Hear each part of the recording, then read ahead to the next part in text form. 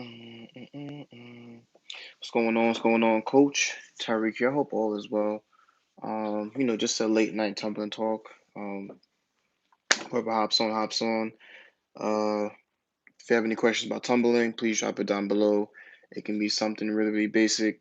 Forward roll, backwards roll, front walkover, back walkover, um, standing handspring, round of handspring tuck, stand tuck, round of handspring pike, round of handspring layout, fulls, doubles, standing fulls, all those good things. Maybe working on a certain tumbling pass. Just whatever it is, just drop it down below. Tay, what is going on? How's everything? How is everything? Everything. Tips on standing tucks. Okay, what type of tips do you need on a stand tuck, Tay? Is it the set? Is it the rotation? Is it the land? Um, is it maybe possibly the shape? Like what type of tips you need?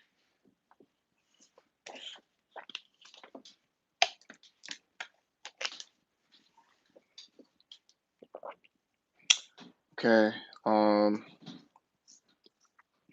So Tay, I actually have a video for setting on my YouTube channel, and I also posted that this week on my Facebook and YouTube as well too on those platforms. But in terms of setting for a sand tuck, first off, what I do with my athletes is understanding the shape. So the shape that you need to use when you're going up for this skill is being hollow. Um, So I have my athletes work on pushing through their toes and also learning how to be more hollow. So you can do hollow holds. You can be on your hands and knees and work on the round of your back out. I call that the cat shape. From there, we're doing straight jumps, making sure that we're staying nice and round as we're jumping up into the air. Um, you can also use if you're at home, just literally take I use like a water bottle, and just stack some stuff up so that you can see the water bottle is about height level or a little bit above height level, and just work on rounding your back out, Tay, and literally doing straight jumps and looking at that water bottle for as long as possible, and then from there, work on your stand tucks. So shaping, Tay, hands and knees, round your back out. Working on pushing through your toes, you do calf raises, and then doing straight jumps, and then working on reps of your stand tuck.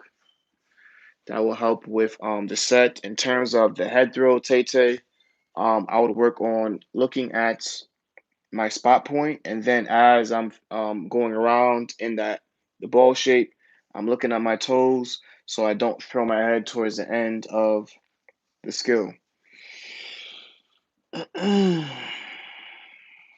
um, Tips for a back handspring. Um, Eliza, Eliza, Eliza, what type of tips do you need for a back handspring?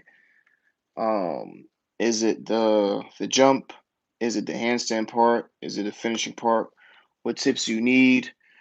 Tips for connections. So I'm guessing we're talking about double handspring, Eliza. Is that what we're talking about? I'll be on it for another, I'll say 6 minutes. Then I'm gonna hop off for today. So if you have any questions, drop it down below. 6 more minutes. It could be about anything. Like I said, basic, intermediate, advanced, whatever you need. I'm here for the next 6 minutes. I'll be on here again tomorrow night. Late night talks. Excuse me, about tumbling. Always here to help. Um, so as I'm waiting for Eliza's response back about what exactly she needs for the back handspring and the connections, um, I guess we can just talk about a stand tuck since Tay brought it up. If you're working on a stand tuck, I would always work on well, first off, I'm working on making sure that I have the heights, meaning I can One, get off the ground as fast as possible, and two, as I'm getting off the ground, I'm making sure that I am, like I said before, we're nice and hollow because um, as the height level you go when you get off the ground is pretty much the height level you'll be at when you go for that sand tuck. So if this is the ground, if this is the ground, and you're doing your stand and tuck about right here, or you're doing your straight jump to about right here, that's as far as you'll go. So the goal is to make sure that working on their legs. In terms for our legs, I have my athletes do knees to feet. I also have my athletes do 200 calf raises every day. Just working on being more explosive, box jumps, like things like those that will help with those fast twitch muscles for that stand and tuck. From there, in terms of rotation, we're working on the core. If we can work on the core more, making that core stronger, so conditioning that core as much as possible and also strengthening it. So we're doing lemon squeezes every day. About 180, 200 lemon squeezes every day to work on that core as much as possible. From there, I always ask my athletes, I know for a cheerleader, a backwards roll is a kryptonite, so can you do a backwards roll? And if the answer is no, then I'm having them work on shaping drills for the backwards roll. I'm having them see two things, what's in front of them, and then as they roll back, they're seeing their toes. Um, After we're done with the shaping drills, and then from the backwards roll, um, we're then working on the setting drills. So as I said before with Tay, um, I pretty much have them. I set up a little area where they're seeing something in front of them. So I have them look at a cone as they're doing these jump back drills for the back tuck. So they're doing a jump to back, going up as high as possible, and they're going to the back. Um, Also working on drills for bringing the knees in faster. Lemon squeeze are one of them. Tuck jumps on one of them. Uh, Knowing how to do a backwards roll, that's one way of knowing how to bring the knees in. Also, just being in a chair and literally keeping your arms by your ears, pushing your feet off the ground, bringing your knees in, just like this. All right, that's one way of that's another drill of bringing your knees in for a stand tuck. Um, Now you don't have to do anything I'm saying, but at the same time, this is what I use to help my athletes get these skills to prevent injuries and those type of things. Alrighty. I have off a pedal mat, but once I take it to the spring floor, I land short. So, um, Tay, what I would work on is be more explosive, in the legs. So I will do the calf raises every day. I'm doing about 200 to work on strengthening their calves. Doing squats, 100 squats every day, Tay. I'm doing knees to feet. Knees to feet when you start on your knees and you swing and jump to your feet. Now the issue could be that you're lacking the explosiveness, or it could be the shape, or it could be the core. So I'm doing the leg stuff. I'm doing the lemon squeezes 200 every day, Tay, and I'm also working on knowing the shape of a ball, which is the backwards roll.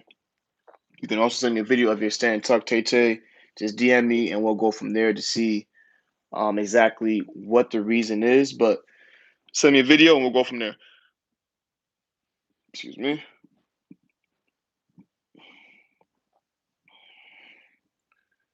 Uh, about 30 seconds left. So if you have any other questions, just drop it down below before I hop off for tonight.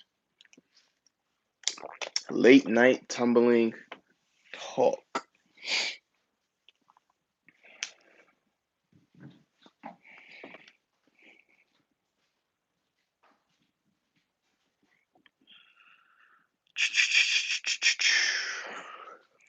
If there's any coaches on here that's, I guess, wanting to know how I do certain things, you can ask about that as well. If you're an athlete, or if you just want to know how to tumble, don't be afraid to ask any of these questions. I'm not going to discourage you from what your goal is. I'm gonna help uplift you in the best way possible. So don't be afraid.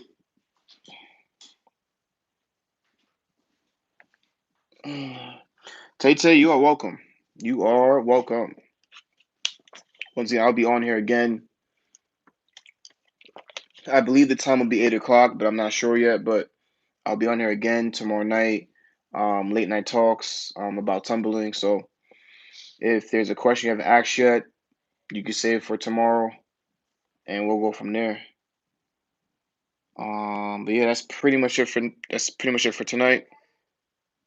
I'll see you guys tomorrow night. And yeah, have a nice night.